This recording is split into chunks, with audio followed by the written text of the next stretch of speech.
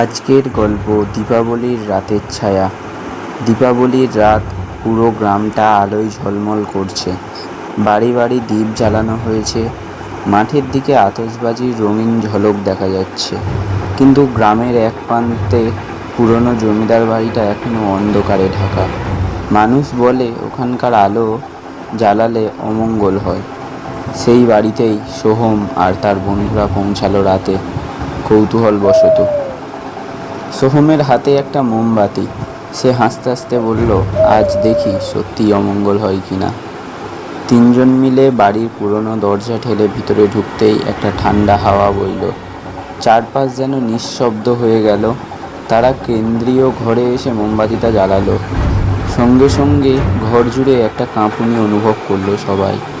হঠাৎ উপরতলার জানালা থেকে এক হালকা আওয়াজ, কারো হাসি। সোহম উপরে উঠতে লাগলো। সিঁড়ির ধাপগুলো যেন তার পায়ের নিচে নড়ছিল। উপরে পৌঁছে দেখে জানালার পাশে দাঁড়িয়ে আছে একটি মেয়ে।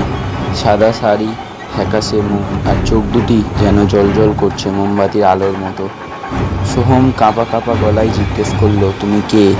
মেয়েটি ধীরে ধীরে বলল, যে আলো তোমরা জ্বেলেছ তা আমাকে জাগিয়ে তুলেছে। তারপর মোমবাতিটা নিভে গেল। শুধু শোনা গেল তিনজনের চিৎকার। আর পরদিন সকালে জমিদার বাড়ির সামনে 3টি পুড়ে যাওয়া মোমবাতি পাওয়া গেল, কিন্তু কেউ আর ফিরে আসেনি।